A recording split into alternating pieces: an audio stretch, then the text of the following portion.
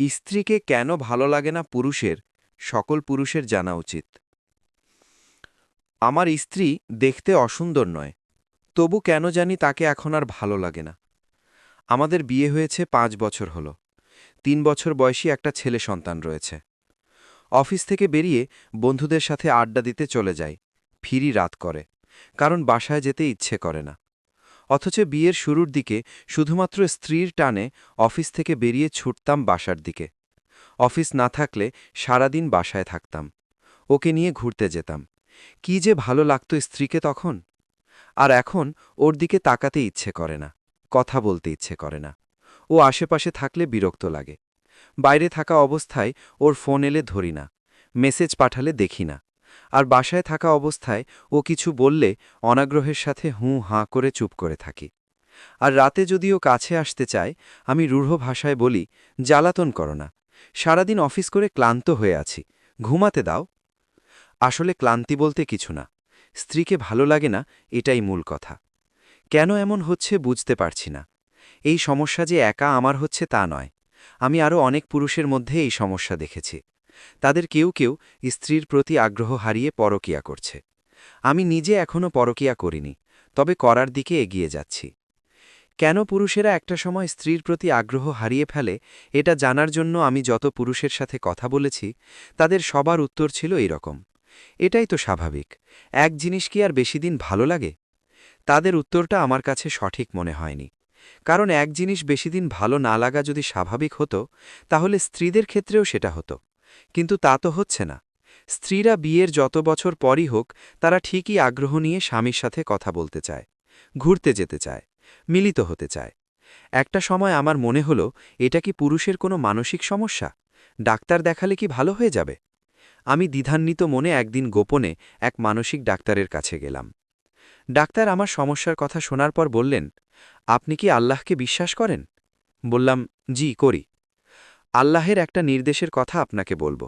যদি মানতে পারেন, তাহলে আপনার এই সমস্যা দূর হয়ে যাবে। কোনো ওষুধপত্র লাগবে না, গ্যারেন্টি দিচ্ছি। কি সেটা? সূরা আন-নূরে আল্লাহ বলেছেন, হে নবী, পুরুষদের বলে দাও তারা যেন নিজেদের দৃষ্টিকে সংযত করে রাখে এবং নিজেদের লজ্জাস্থানসমূহের হেফাজত করে।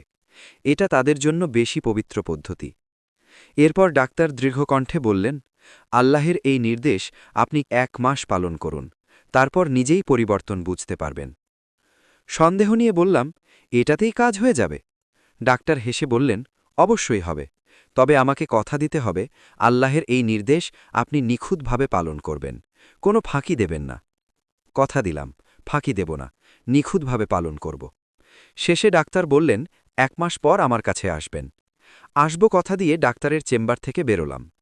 চেম্বার থেকে বেরোনোর সময় দেখলাম একটা যুবতী রূপবতী মেয়ে একজন বৃদ্ধাকে নিয়ে ডাক্তারের চেম্বারে ঢুকছে। মেয়েটার দেহ দুর্দান্ত আকর্ষণীয়। আমি লোলুপ দৃষ্টিতে মেয়েটার পুরো অঙ্গের দিকে তাকাতে গেলে আচমকা মনে পড়ে গেল আল্লাহের নির্দেশের কথা।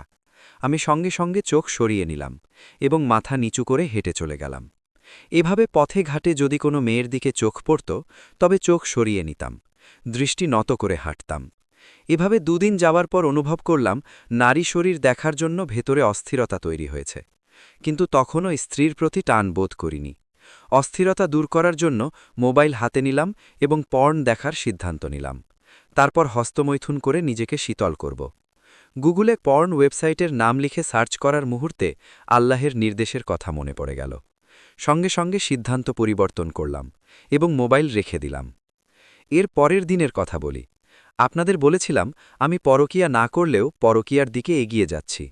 ঘটনা হল, আমার এক বন্ধুর পরিচিত এক মেয়ের সাথে গোপন এক সম্পর্ক গড়ে উঠতে শুরু করেছে।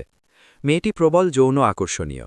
ঠিক করেছিলাম মেয়েটিকে নিয়ে কয়েকদিনের জন্য কক্সবাজার থেকে ঘুরে আসব। আমি যে বিবাহিত, এটা মেয়েটিকে বলিনি। সেই মেয়েটি ওই দিন সন্ধ্যায় ফোন দিল। আমি তখন অফিস থেকে বেরিয়েছি। ওর ফোন দেখে মনটা খুশিতে ভরে উঠল। কিন্তু ফোনটা ধরার সময় মনে পড়ল আল্লাহের নির্দেশের কথা। তৎক্ষণাৎ মনকে শক্ত করলাম এবং ফোনটা ধরলাম না। মেয়েটা যতবারই ফোন দিল, ধরলাম না।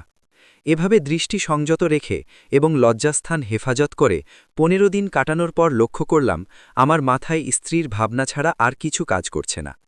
সেদিন অফিস থেকে বেরিয়ে বন্ধুদের আড্ডায় না গিয়ে উন্মাদের মতো ছুটলাম বাসার দিকে। বাসায় ঢুকেই ব্যাকুল হয়ে ডাকলাম, কোথায় তুমি? স্ত্রী তখন রান্নাঘরে ছিল। আমার চিৎকার শুনে দৌড়ে এলো, কারণ স্ত্রীর নাম ধরে বহুদিন ডাকিনি। ও আশ্চর্য হয়ে বলল, কি হয়েছে তোমার, ডাকছ কেন?